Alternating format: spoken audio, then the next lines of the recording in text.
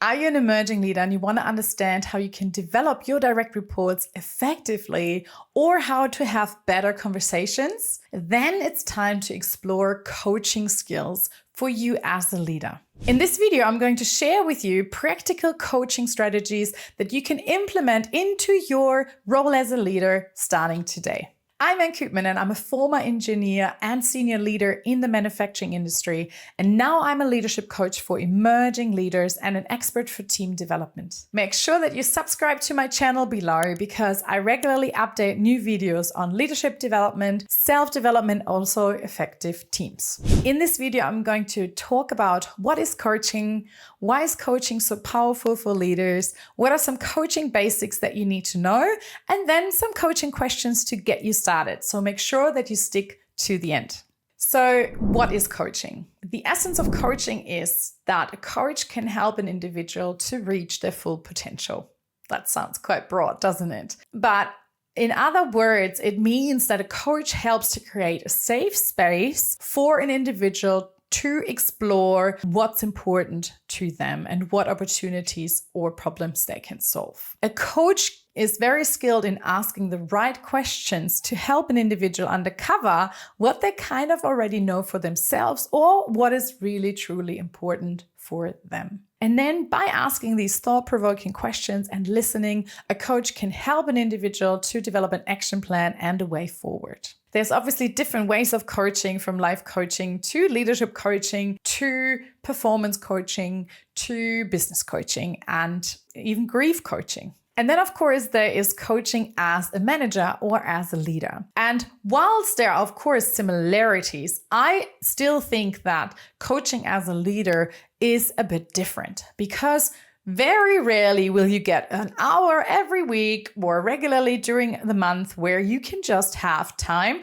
to engage in really deep coaching conversation. That's just not realistic. The coaching that you do as a leader is way more informal and it happens much more in the moment. It can happen in your one-on-one conversations, but it can also happen on the project, in the hallway, at the coffee machine. So it's about understanding and developing some little skills for coaching that will help you to tune into your coaching style whenever it is needed. Why is coaching so important for leaders? Well, back in the day, it probably wasn't as important. You were promoted as a leader because you became an expert in a role. If we think back to the Industrial Revolution, for example, leaders were all about authority, giving the tact and telling people exactly what to do. Now the working world has changed. It became much faster. There's rapid change. And we, on the one hand, can't expect leaders and managers to have all the answers anymore. And on the other hand, the individuals, they also crave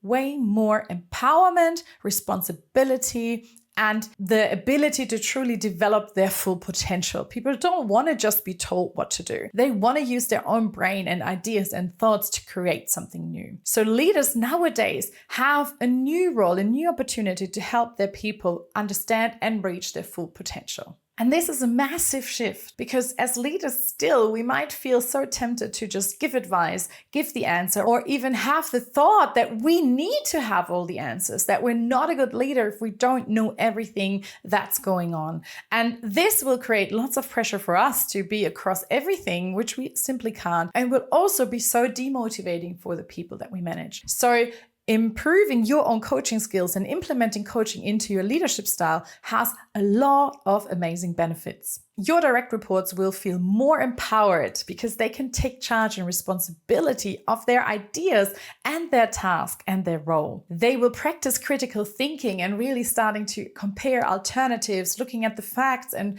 getting a bit creative. So they get to practice that. They will feel more confident over time because you need to know that we are not born with confidence. We build confidence by little success stories along the way. Little steps out of our comfort zone will inform us that we achieved something, that we succeeded, that we can do it. And so the more we get to try something in a safe space without being scared to fail, we can then build our confidence and build the trust in our own abilities. So if you coach and if you let your direct reports figure out their own answers and learn from their mistakes, you're also helping them build their confidence. Furthermore, you will have higher accountability because if it was my idea And if I got to choose what I want to do next, and if I was empowered to go my own path, then I will feel responsible and accountable for it. I'm going to make sure that we receive and deliver the best results. If you just tell me what to do, I'm not going to be as motivated and I won't feel as emotionally invested in the issue or the problem. But if you let me figure it out myself,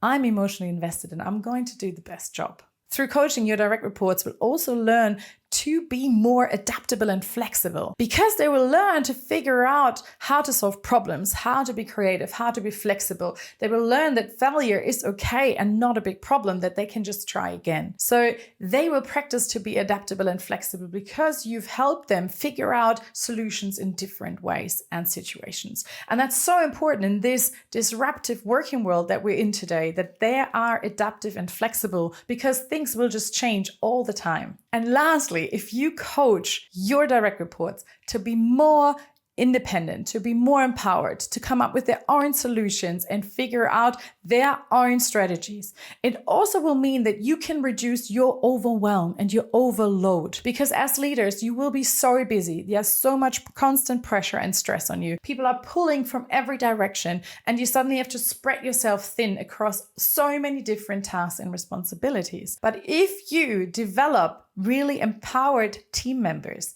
they will do their work and you don't have to check it in all the time, follow up, or do the work for them. So if you get to coach a little bit more, it will also reduce your stress and overwhelm.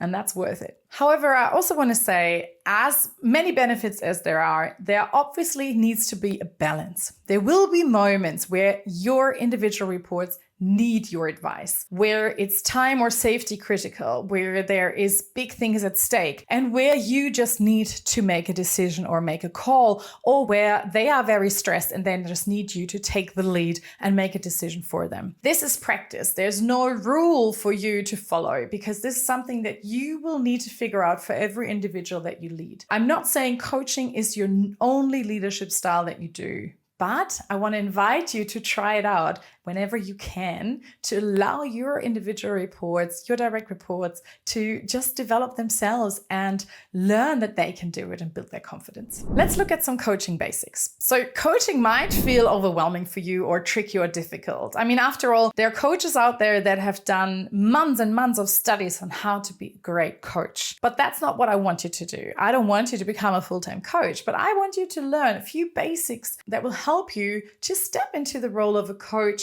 here and there in your role as a leader. Your coaching moments will happen informally in one-on-one conversations or whenever you work together on a project or in a team meeting even. So there will be little moments of coaching. The basics for coaching is that there is a trust in the relationship. So it doesn't work if there's no trust, because if you want them to figure it out, if you want them to think about what's important for them and to share these thoughts with you, they also need to trust you. They need to know that they are safe to make a mistake, that you won't judge them, and that you will be there to help them figure it out if they need. So make sure that you invest in relationships and that you share trust with them first, because one of you has to go first and it's your role as a leader. Trust them, and then as a result, they will start to trust you as well. Another thing to understand is that coaching is not about you giving advice. We are so conditioned as leaders to have all the answers and give advice and show off all our amazing expertise and knowledge. But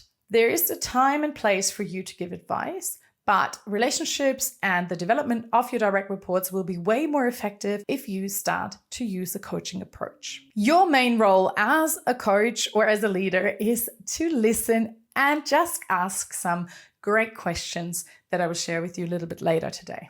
And then just listen and start to see what they come up with. Give a little bit of guidance if they need, but mainly sit back and let them figure it out. And this not giving advice and listening can feel quite tricky at the start. When I started to lead teams and I looked into coaching as a leader, and I even did like a little 2-day course on how to coach as a leader, I felt really uncomfortable because I felt like to be a good leader, I had to show that I know and have the answers and to give advice. I sometimes felt a bit impatient because I was so stressed that we need to come to a result, and then it can feel like there's no time for coaching. But after a while and after practicing a little bit, it got easier and easier. So just know that it will get easier, but that it might feel uncomfortable at the start. And the most important thing is to listen, to understand, not to respond. If you start to watch for it, you will see that whenever you interact with people, that your brain is going off straight away. You hear them say a few words and you're starting to either create your clever response, think about what to say next or another question. So your brain is already busy preparing what you're going to say next. And you might just wait for your moment to jump into the conversation and interrupt and share all your amazing knowledge. And the thing though is, when we are so busy already thinking and crafting about our answer, we actually are not listening properly. So it gets in the way of us to really focus on the other person and listening to what they have to say. So keep it in mind to listen, to fully understand, not to respond. And lastly, I want to share with you some coaching questions that you can use and implement straight away. It does not have to be difficult. So just take a pen and a notepad and just write these down and test them out in your next one-on-one conversation. To get started, I really love the simple questions that are shared in the book, The Coaching Habit. And these questions start with, what's on your mind today? So very open question, but it allows the individual to really think about what is it that's on their mind that they would like to share with you? What's something that they're struggling with, or a challenge that they have, or even something that they're excited about? And then you can ask, what else? And what else? And you ask this question a few times to really get deeper to what's really going on. You will notice over time that when you ask the question, what's going on, they probably will keep it quite generic because they don't, they're not naturally gonna put it all on the table. And if you give them some time to explore and what else, they will start to go deeper until they kind of reach the point where they really understood what's going on for them right now. And then you can ask, what's the challenge here for you, to help them really understand if and what the tricky part is. And then you can have a conversation around strategies and solutions and what they are going to do about this challenge. If you want to have a more of a goal setting approach, you can simply ask, what are your goals for the next week or fortnight or until we meet again? You can ask, what might get in your way and how can you overcome that? How can you overcome the challenges that might get in your way? And again, here you can say, and what else, to help them really think about anything that might get in their way of achieving that goal. And then lastly, you can ask, how can I help? And that invites them to then ask if they need anything more from you or less, or if they need any other support. And this is a really simple way of getting them to figure out their own goals, what might get in the way, how can they overcome these challenges, and then what do they need from you at the end. If you want a little bit more in-depth knowledge around coaching for goals or goal setting, then make sure you check out the GROW model. It's a really cool framework that helps you explore questions to ask and step-by-step on how to support your direct reports in setting their goals and their strategies to get there. If you would like some more tips around how to navigate and manage effective one-on-one meetings, check out this video below. And I would love to hear from you. What tips did you enjoy? What are you going to implement when it comes to coaching your direct reports? Put it in the comments below, and I'm looking forward to seeing you next week.